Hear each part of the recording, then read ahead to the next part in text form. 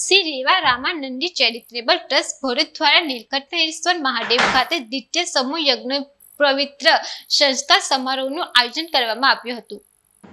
શ્રી રેવા Ramanandi charitable trust Bharuch દ્વારા નીલકંઠ મહાદેવ મંદિર ખાતે દ્વિતીય સમૂહ યજ્ઞ પવિત્ર સંસ્કાર સમારોહનું આયોજન કરવામાં આવ્યું। પ્રમુખ ગજાનનભાઈ મહેતાના અધ્યક્ષસ્થાને યોજાયેલ કાર્યક્રમમાં 6 બટુક અને જનેऊ ધારણ કરવામાં આવી। આ પ્રસંગે ભરૂચ જિલ્લા ભાજપ પ્રમુખ પ્રકાશ મોદી સહિત અનેક સમાજ અગ્રણીઓ ઉપસ્થિત રહ્યા।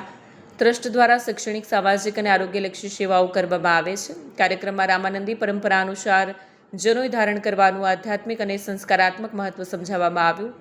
મહાનુભાવોએ જણાવ્યું કે સમૂહ જનેऊ સંસ્કારથી ખર્ચમાં ઘટાડો થાય છે અને સમાજમાં એકતા વધે છે। કાર્યક્રમની શરૂઆત દીપ પ્રાગટ્યની બાળકોની પ્રાર્થનાથી કરવામાં આવી। ત્યારબાદ મહેમાનોનું પુષ્પમાળા દ્વારા સ્વાગત કરવામાં આવ્યું। આ પ્રસંગે વાર્ષિક સાધારણ સભા પણ યોજાઈ હતી અને રાહતદરી ચોપડા વિતરણ પણ કરવામાં આવ્યું। અંતે પ્રગતિબેન મહંત દ્વારા આભાર વિધિ કરવામાં આવી।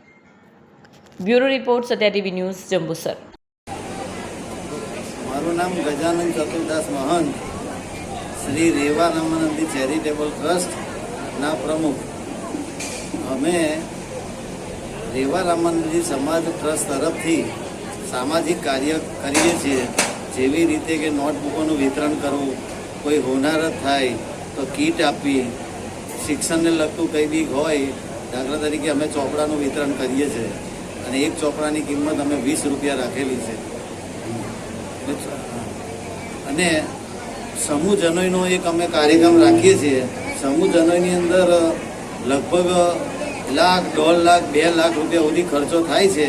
એ ખર્ચો બચે વત્તા અમારા સમાજનું સંગઠન એક રહે એ હિસાબે અમે સમૂહ જનોઈનું બી આયોજન અમારા શ્રી રેવા રામાનંદી ચેરિટેબલ ટ્રસ્ટ દ્વારા કરીએ છીએ। આભાર।